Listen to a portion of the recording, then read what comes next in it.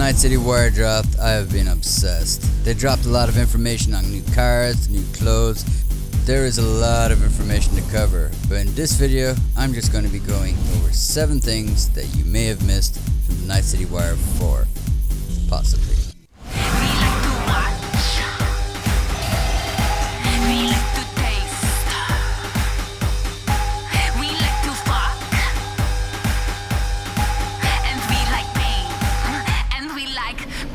If you're new to the channel, why not consider subscribing? This channel is all things Cyberpunk. And of course, leaving a like and a comment down below really helps me stick it to the algorithm. With that said, let's go into the 7 things you may not have noticed. So the first thing you might have missed in the Night City Wire 4 has to do with the Marmite. No, it wasn't as big as seeing Adam Smasher covertly going to work in the Marmite in the background, but we did get to see an insight into how the Marmite might handle. You can see here while the Marmite flies through the air that it can actually be steered while in the air. If you played Grand Theft Auto 5, you'd be familiar with this game mechanic. In GTA 5, it goes as far as even to be able to steer the car back onto its wheels after being toppled. Although this game mechanic can pull you out of the immersion while you're playing, it can also be good to keep the game flow moving. Of course, this footage could have also been captured in an earlier part in the development and might not represent the final gameplay in the game.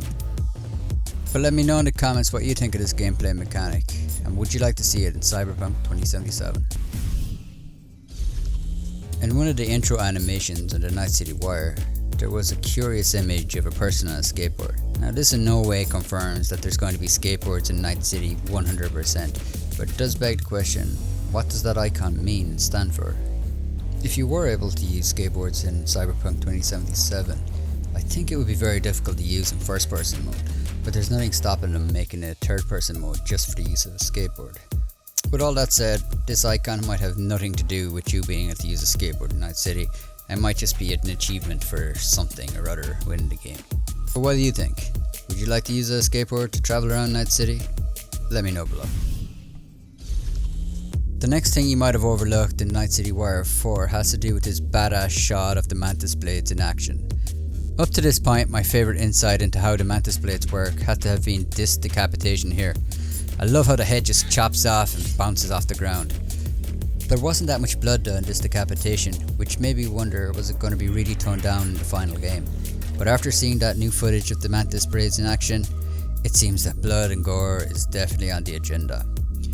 But the reason I'm showing you this clip now has to do with we actually saw the starting of this altercation in the Night City Wire 3. In this footage, we actually saw this person getting assaulted by members of the Tiger Claws gang. So I guess the lesson here is, be careful who you mess with in Night City. You might lose a limb or two.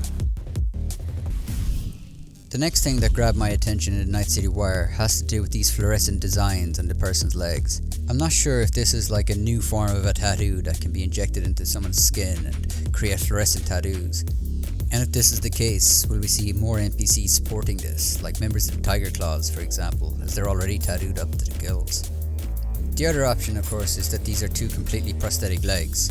We even saw this person here with 2 prosthetic legs that didn't have feet, so the idea of just adding some fluorescent lights underneath them isn't that far out of the realms of possibility.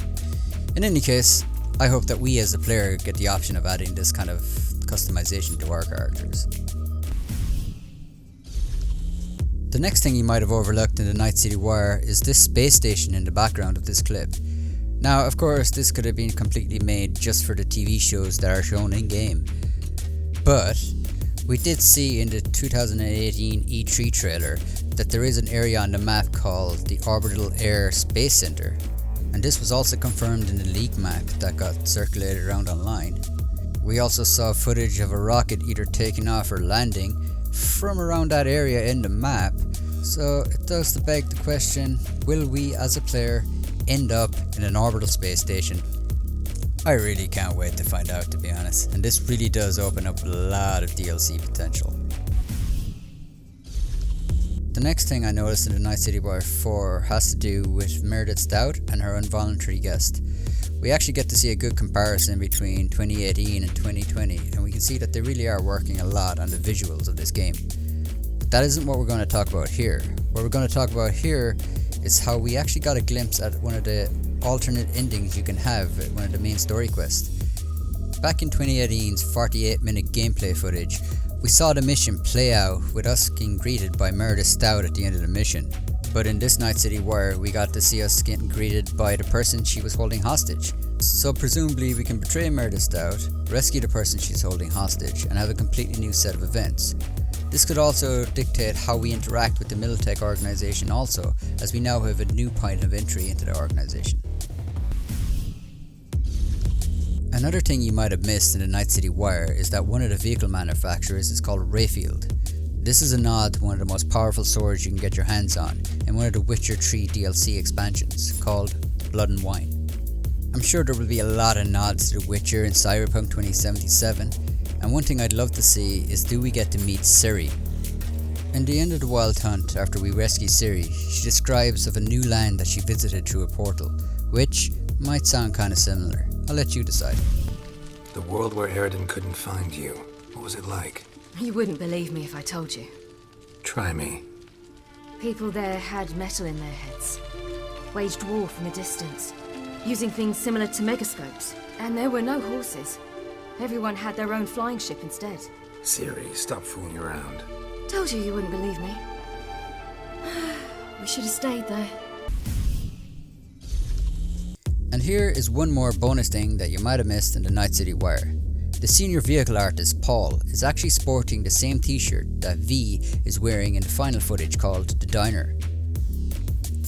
You can even purchase this t-shirt on CD Projekt Red's merch shop, and it's called V's Favorite T-shirt. I think this is really cool, that you could be playing the game and see a t-shirt that you really like, and turns out you can buy that t-shirt in the real world.